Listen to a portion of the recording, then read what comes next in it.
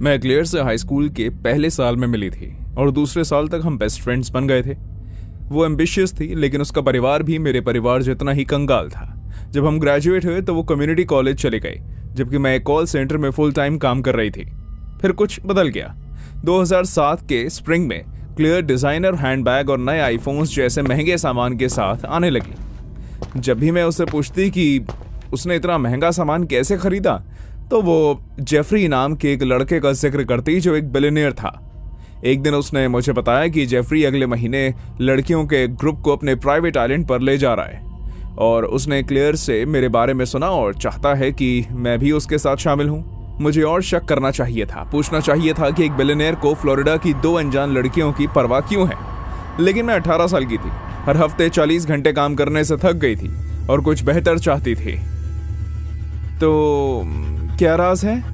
कोई नहीं, वो बस पहले तुमसे मिलना चाहता है, ये पक्का करना चाहता है कि तुम सीरियस हो और तुम में पोटेंशियल है। उसने मेरे हाथ दबाए। ऐसा करो, कल ऑफिस आ जाना, अगर तुम्हें सही ना लगे तो जाने की जरूरत नहीं। अगले दिन क्लियर मुझे लेने आई और पाम बीच के एक पते पर ले गई। लेकिन जब हम वहां पहुंचे तो वो एक ऑफिस बिल्डिंग नहीं थी, वो दीवारों और गेट के पीछे एक बहुत बड़ी प्रॉपर्टी थी। क्लियर ने इंटरकॉम बजाया और गेट खुल गए। अंदर से शुरू से ही कुछ गड़बड़ लग रही थी। सब कुछ बहुत शांत और लग्जरी था। फोयर में मार्बल के फर्श थे और पेंटिंग्स थी जो म्यूजियम की चीजों जैसी लग रही थी। एक 20 साल की औरत बिकिनी पहने और ड्रिंक्स लिए वहां से गुजरी। उसने हमें पहचाना तक नहीं, बस एक हॉलवे में गायब हो गई। क्लियर, मैं नहीं, कोई बात नहीं यार, वो बहुत कैजुअल है, चलो भैया तुम। वो मुझे घर के अंदर ले गई।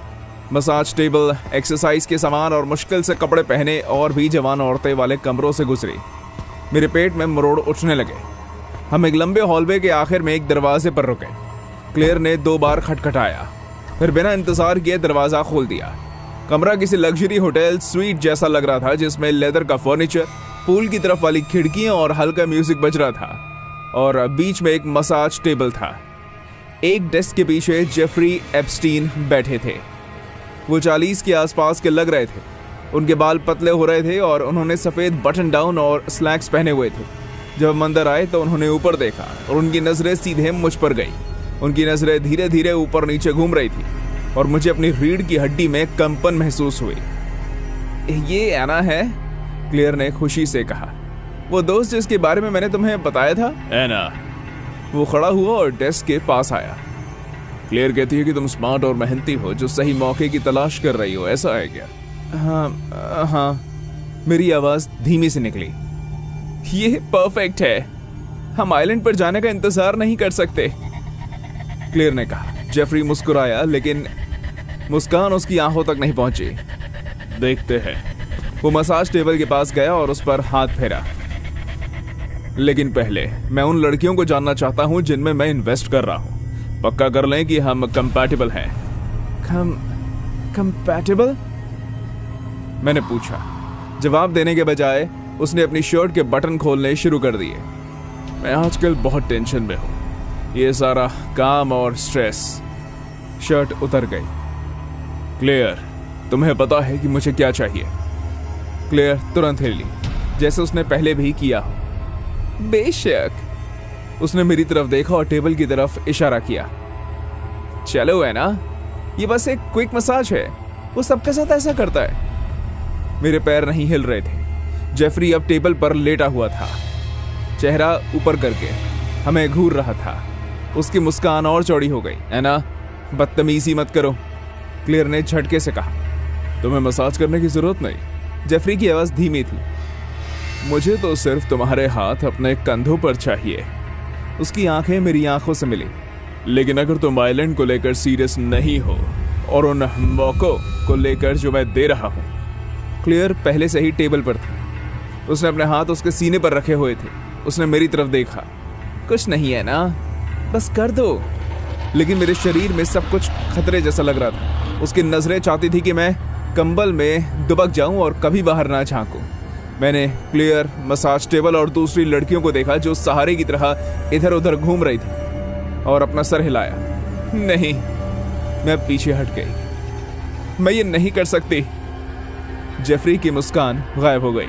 और उसकी आंखें ठंडी पड़ गई। एक्सक्यूज मी, मुझे जाना होगा। तुम गलती कर रही हो। वो उठ बैठा।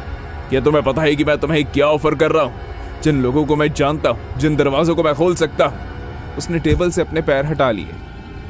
तुम्हारी जैसी लड़कियों को ऐसे मौके नहीं मिलते।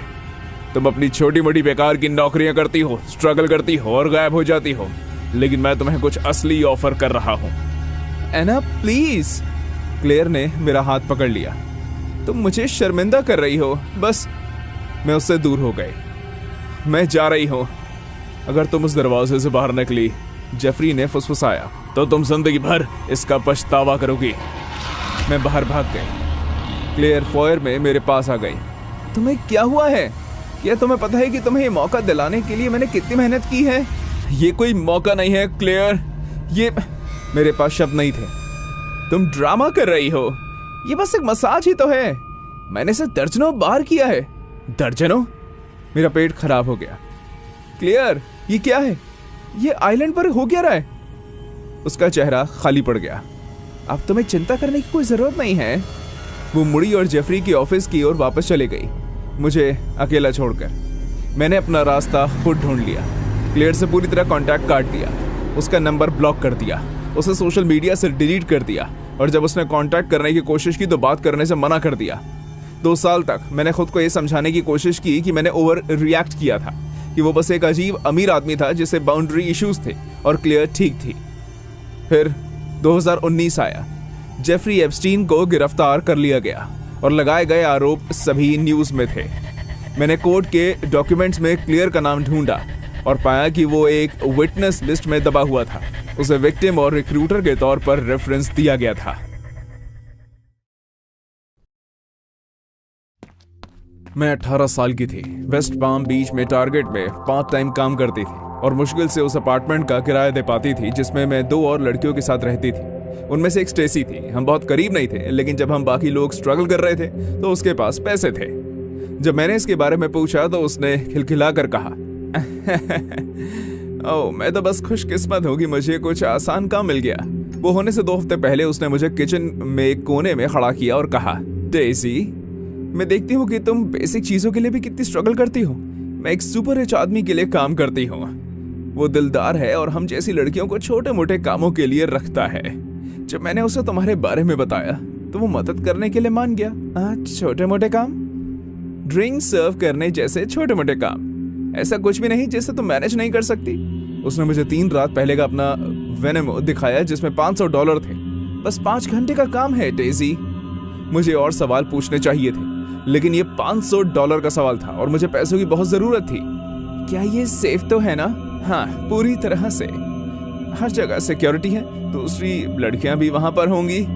ये असल में बस एक अजीब अमीर आदमी है जिसके पास इतना पैसा है कि उसे किसी की परवाह नहीं। उसने मेरा हाथ पकड़ा। शुक्रवार को मेरे साथ आओ। अगर तुम्हें पसंद नहीं है तो तुम कभी वापस मत आना। उस शुक्रवार स्टेसी मुझे रात के 1:45 बजे लेने आई। देर हो चुकी थी, लेकिन उसने कहा कि उस समय उसे लोगों को घर पर बुलाना पसंद था। वो रात में जागता है, दिन में सोता है। हम एक बहुत बड़े से गेट के सामने रुके। उसने इंटरकॉम बजाया और गेट खुल गया। ड्राइववे बहुत लंबा था। उसके किनारे पर पाम के पेड़ थे। आखिर में रोशनी से जगमगाता यह बड़ा महल था। सूट पहने 2 आदमी एंट्रेंस पर खड़े थे। उन्होंने मुझे देखा, लेकिन आईडी या मेरा नाम नहीं पूछा। उन्होंने बस दरवाजा खोला और हम अंदर चले गए। अंदर मार्बल के फर्श और क्रिस्टल के झूमरों वाला एरिया था जो एक म्यूजियम जैसा लग रहा था। इधर रुको, स्टेसी ने एक सोफे की ओर इशारा करते हुए कहा। मुझे पहले चेक इन करना है। वो एक कॉरिडोर में गायब हो गई। मैं बैठी और अपना फोन निकाला। रात के 1:03 बजे हुए थे और मेरे पास कोई सेल्यूलर सर्विस नहीं थी। मैंने वाईफाई से कनेक्ट करने की कोशिश की, लेकिन सब कुछ पासवर्ड प्रोटेक्टेड था। 5 मिनट बीत गए, लेकिन स्टेसी का कोई पता नहीं चला। मैंने थोड़ा और इंतजार करने का सोचा। पूरे समय मैंने कोशिश की कि सिग्नल का एक डंडा भी वापस आ सके, लेकिन वो नहीं मिला। लगभग 20 मिनट इंतजार करने के बाद मैं उठी और उस जगह गई जहां वो गायब हो गई थी। स्टेसी, मैंने आवाज लगाई, लेकिन किसी ने जवाब नहीं दिया। मैं अंदर जा रही थी कि अचानक मुझे घर में कहीं अंदर से दबी हुई गुर्राहट और चीखने की आवाजें सुनाई दी। मेरा मन मुझे वहां से जाने के लिए कह रहा था, लेकिन मुझे उन पैसों की जरूरत थी और स्टेसी अभी भी अंदर थी। मैं आवाजों का पीछा करते हुए कॉरिडोर में गई। बंद दरवाजों के पीछे आवाजें तेज होती गई। आखिर में एक दरवाजे से आ रही थी जो थोड़ा खुला हुआ था और जिसमें से गर्म रोशनी आ रही थी। मैं और पास झुकी और सांस लेने, हलचल और वो अजीब सी चीखने की आवाज सुनाई दी। हेलो। मैंने दरवाजे को धक्का दिया। वो तेजी से खुल गया। मैं लड़खड़ाते हुए कमरे में घुसी और मेरा दिमाग फट गया। बीच में एक मसाज टेबल थी जिस पर एक आदमी सफेद तौलिया लिए हुए था, लेकिन उसका चेहरा बिल्ली के मास्क से ढका हुआ था। वो बहुत बड़ा कार्टून जैसा था जिसमें बड़ी बड़ी प्लास्टिक की आंखें और मूछें थी। उसके बगल में एक लड़की खड़ी थी, शायद 20 साल की। उसने बिकिनी और गोल कानों वाले गुलाबी चूहे का मास्क पहना हुआ था। वो दोनों मेरी तरफ मुड़े और मेरे दखल से बिल्कुल बेपरवाह लग रहे थे। वो आदमी धीरे से उठा। मास्क के बावजूद मैं बता सकती थी कि वो ज्यादा उम्र का है, शायद 50 या 60 साल का। अंदर आ जाओ, उसने अपनी उंगली हिलाते हुए कहा। दरवाजा बंद करो। मैं हिल नहीं पाई। चूहे के मास्क वाली लड़की ने अपना सर झुकाया। वो मुझे देख रही थी। उसने कुछ नहीं कहा, बस वहीं पर खड़ी रही। तुम्हारे लिए एक और मास्क है। उस आदमी ने दीवार के पास एक टेबल की ओर इशारा करते हुए कहा। मैंने देखा, तेल और तौलिए के पास एक हैमस्टर मास्क रखा था, भूरा और सफेद था, जिसके आगे के दांत बड़े थे। हमें लगा कि तुम्हें वो पसंद आएगा। मेरा गला भर गया। स्टेसी कहाँ पर है? वो वहां है, ऊपर दूसरी लड़कियों के साथ। उसने अपने पैर टेबल से हटा लिए। अरे घबराओ मत, मैं वादा करता हूँ कि मजा आएगा। चूहे के मास्क वाली लड़की मेरी तरफ आई और मेरा हाथ पकड़ा। उसकी स्किन बहुत ठंडी थी। नहीं, मैं झटके से पीछे हट गई। नहीं, मुझे स्टेसी को ढूंढना है, मुझे निकलना है। लेकिन तुम अभी अभी यहाँ आई हो। वो ऐसे हंसा जैसे उसे मेरी घबराहट पसंद आ रही हो। स्टेसी ने कहा है कि तुम्हें पैसे चाहिए। मेरे पास बहुत पैसा है, अगर तुम मुझे खुश कर दो। मुझे नहीं चाहिए। मेरी आवाज फट गई। मैं जाना चाहती हूँ यहाँ से। अब वो पूरी तरह खड़ा हो गया। बिल्ली का मुखौटा पास आने लगा। बिना सोचे समझे मैं दरवाजे से वापस भागी कॉरिडोर में। मुझे उम्मीद थी कि कोई मुझे रोकेगा, लेकिन कोई नहीं आया। हवेली खाली लग रही थी। मैं सामने के एंट्रेंस से अंदर घुसी। सिक्योरिटी गार्ड जा चुके थे और गेट खुले हुए थे। मेरे पास मेरा फोन नहीं था। दौड़ते समय मैंने उसे कहीं गिरा दिया था, लेकिन मुझे कोई फर्क नहीं पड़ा। मैं भागी। अंधेरे में उस ड्राइववे से तेजी से नीचे उतरी। मैं मेन रोड तक पहुंची और तब तक नहीं रुकी जब तक मुझे 2 मील दूर एक गैस स्टेशन नहीं मिल गया। मैंने उनके फोन से एक उबर कॉल की। जब मैं घर पहुंची तो स्टेसी वहां नहीं थी और 3 दिन तक वापस नहीं आई। जब वो आखिरकार आई तो उसने ऐसे बर्ताव किया जैसे कुछ हुआ ही ना हो। अरे तुम कहाँ गई थी? मैं वापस आई और तुम जा चुकी थी। तुमने मुझे आधे घंटे के लिए वहीं छोड़ दिया था। अरे लगभग 10 मिनट थे यार। हे भगवान, तुम कितने ड्रामेबाज हो। उसने आंखें घुमाई। तुम कुछ मास्क से डरकर आसान पैसा गवा बैठी। मैं 2 हफ्ते बाद वहां से चली गई। उसका नंबर ब्लॉक कर दिया और भूलने की कोशिश की। 2019 में मैंने जेफरी एप्स्टीन के अरेस्ट की खबर देखी। उसके पाम बीच मैंशन का जिक्र सुनते ही खतरे की घंटी बज गई थी। मैंने FBI टिप लाइन पर कॉल किया और उन्हें सब कुछ बताया। उन्होंने मेरा स्टेटमेंट लिया और कहा कि वो फॉलो अप करेंगे, लेकिन किसी ने भी वापस कॉल नहीं किया। एप्स्टीन की जेल में मौत हो गई। स्टेसी गायब हो गई। सोशल मीडिया डिलीट कर दिया और चली गई। और मुझे बस ये पता है कि वो कमरा क्या था, उन मास्क का क्या मतलब था और मुझे क्या बनना था। मैं हर समय चूहे के मास्क वाली लड़की के बारे में सोचती रहती हूँ। वो कितनी शांत खड़ी थी। उसका हाथ कितना ठंडा सा लग रहा था। क्या वो बाहर निकल गई या वो अभी भी कहीं किसी हवेली में है, एक अलग मास्क पहने हुए? मैं 19 साल की थी और सिडनी से प्लेन से उतरी थी। मुझे अपने एक्सचेंज ईयर में UCLA में एडमिशन मिल गया था और मेरे स्टूडेंट वीज़ा से पार्ट टाइम काम करने की इजाज़त थी, जिसकी मुझे वेस्टवुड में रहने के बहुत ज़्यादा खर्चों को पूरा करने के लिए ज़रूरत थी। मैंने हर जगह अप्लाई किया, लेकिन कुछ नहीं हुआ। फिर मैंने क्रेगलिस्ट पर एक फ्रेशर मसाज थेरेपिस्ट का ऐड देखा। उन्होंने फ्लेक्सिबल घंटे और अच्छी सैलरी की पेशकश की। पता सांता मोनिका में था। बिल्डिंग प्रोफेशनल लग रही थी, जिसमें साफ खिड़कियां, गमले वाले पौधे और एक साइन था जिस पर लिखा था सेरेनिटी वेलनेस स्पा। मैं अंदर गई और डेस्क पर बैठी एक औरत मुझे देखकर मुस्कुराई। आप रायली होंगी? मैं सैंड्रा हूँ। वो शायद 40 साल की थी, अच्छे कपड़े पहने हुए, और उसका वाइब इतना शांत था कि मुझे तुरंत आराम महसूस हुआ। हम सेरेनिटी वेलनेस में थेरेप्यूटिक मसाज में स्पेशलाइज करते हैं। सैंड्रा ने मुझे अपने ऑफिस ले जाते हुए बताया, हमारे क्लाइंट ज्यादातर बुजुर्ग एलीट हैं जिन्हें क्रॉनिक दर्द, जोड़ों की दिक्कत और पीठ की प्रॉब्लम है। उसने मुझे एक पैम्फलेट दिया। हम पूरी ट्रेनिंग देते हैं। पहले हफ्ते आप एक्सपीरियंस स्टाफ के साथ काम करेंगे। ये सुनने में एकदम सही लगा। पे कितनी होगी? शुरू में 1 घंटे में 15, पहले महीने के बाद 20। वो आगे झुकी। मुझे पता है कि एक इंटरनेशनल स्टूडेंट होना कितना मुश्किल होता है। मैंने उसी दोपहर शुरू कर दिया। पहला घंटा ठीक था। सैंड्रा ने मुझे आसपास दिखाया और 2 दूसरी लड़कियों से मिलवाया जो नॉर्मल सी लग रही थी। वो लिनन तय कर रही थी और मसाज रूम तैयार कर रही थी।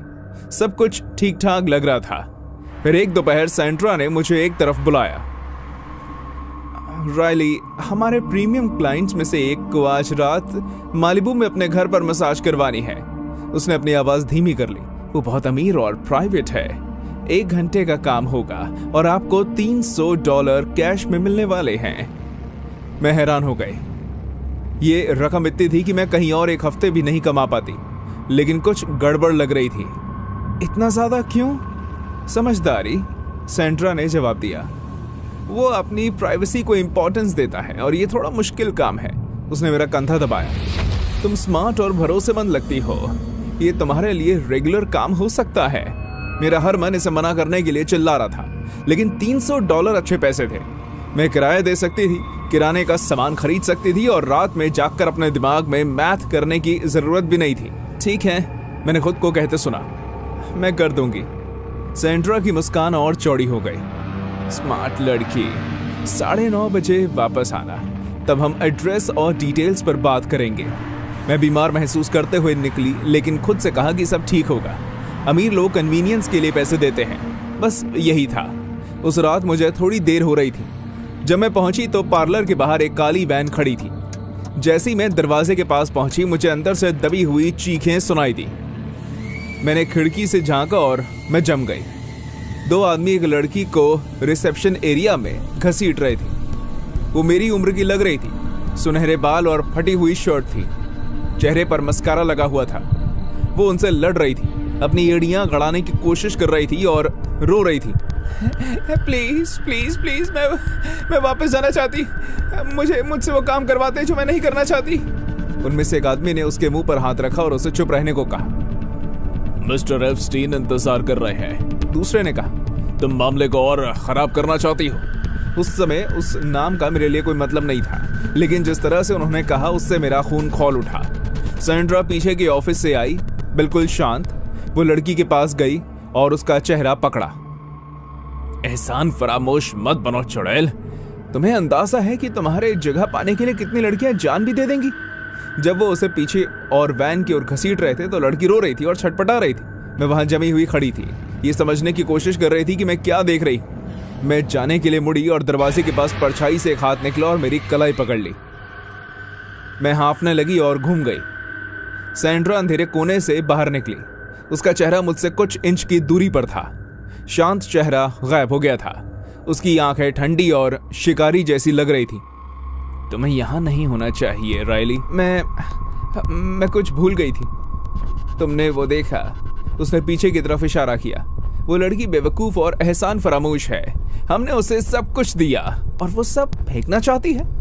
लेकिन तुम तो स्मार्ट हो, है ना? छोड़ो मुझे। वो $300 की नौकरी अभी भी है। मिस्टर एप्स्टीन जैसे किसी से मिलने का मौका है। क्या तुम समझती हो कि यह जिंदगी में एक बार मिलता है? उसके नाखून मेरी स्किन में गड़ गए थे। तुम अपनी जिंदगी बर्बाद कर सकती हो या तुम उसकी तरह बेवकूफ बन सकती हो। मैंने अपना हाथ जितना हो सके पीछे खींचा और जब सैंड्रा लड़खड़ाई तो मैंने उसे धक्का दिया। वो रिसेप्शन डेस्क से टकरा गई, लेकिन मुझे कोई फर्क नहीं पड़ा। मैं भागी। मैं तब तक भागती रही जब तक मैं कई ब्लॉक दूर नहीं पहुंच गई। 7-Eleven पार्किंग लॉट में हाँफते हुए मेरे हाथ कांप रहे थे और मैं मुश्किल से अपना फोन पकड़ पा रही थी। मैंने पुलिस को फोन करने के बारे में सोचा, लेकिन मुझे एहसास हुआ कि मेरे पास काफी जानकारी नहीं है। मैंने एक लड़की को कहीं घसीटते हुए देखा था और एक ऐसा नाम सुना था जिसे मैं नहीं पहचानती थी। जब सैंड्रा ने उस रात 17 बार मुझे फोन किया तो मैं अपना बैग लेने वापस नहीं गई और ना ही फोन उठाया। मैंने नंबर ब्लॉक कर दिया, क्रेगलिस्ट ऐड डिलीट कर दी और ऐसा दिखाने की कोशिश की कि ऐसा कभी हुआ ही नहीं। मैंने ग्रेजुएशन किया और स्टेट्स लौट आई। ये बात मेरे दिमाग से लगभग निकल चुकी थी जब तक मैंने जेफरी एप्स्टीन के गलत कामों का खुलासा करने वाली खबर नहीं पढ़ी। जब मैंने उन रिक्रूटर के नेटवर्क के बारे में डिटेल्स पढ़ी जो मसाज के काम, मॉडलिंग जॉब और मौके का दावा करके जवान लड़कियों को फंसाते थे, तो मुझे लगभग उल्टी सी आ गई। मैंने सांता मोनिका के स्पा के बारे में गूगल किया, लेकिन वो सालों पहले बंद हो गया था। सेरेनिटी वेलनेस स्पा का कोई फॉरवर्डिंग एड्रेस या रिकॉर्ड नहीं था। ऐसा लगता था जैसे वो कभी था ही नहीं। मैं हर समय उस लड़की के बारे में सोचती रहती हूँ जिसे वो घसीट कर ले गए थे। मुझे उसका नाम तक नहीं पता नहीं वो कभी बाहर निकल भी पाई या नहीं। और मुझे अफसोस है कि मैंने पुलिस को फोन ना करके डर कर भागने का फैसला किया। क्या क्या होता अगर मैं, खैर ये बातें मुझे आज भी जगाए रखती हैं। मैं 25 साल की हूँ और मेरे पास एक असली नौकरी है, लेकिन मैं अभी बीमार महसूस किए बिना मसाज पार्लर के साइन देख नहीं सकती और उस लड़की का चेहरा भूल नहीं सकती जब वो घसीट कर उसे ले जा रहे थे। सोचती हूँ कि क्या वो कभी घर पहुंची। सोचती हूँ कि कितनी और लड़कियां नहीं पहुंची होंगी।